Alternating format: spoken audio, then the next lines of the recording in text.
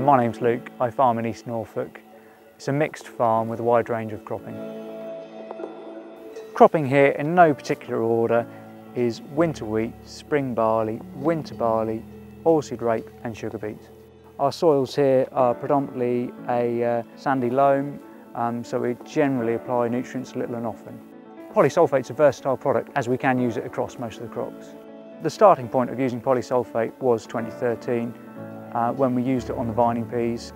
They don't need nitrogen, but they needed sulphur and potash. That allowed us to use the product, see what it was like to apply. We then used it on the rape crop for harvest 14, which worked well again, and we moved to 36 metres for harvest 2015.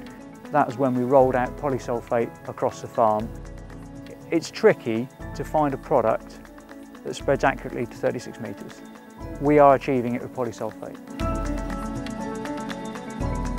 I put my polysulphate on in January, and although it may look like an extra application, it allows us to be quicker and more efficient in the peak workload of spring.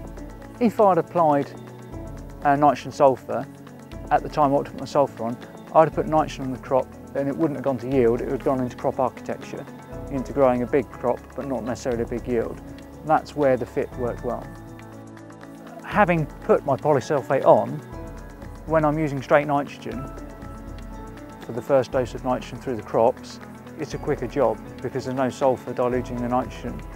So I'm getting another 6.5 hectares out of a tank of liquid fertiliser, which is useful at that time of year. This is our wheat from harvest 2015.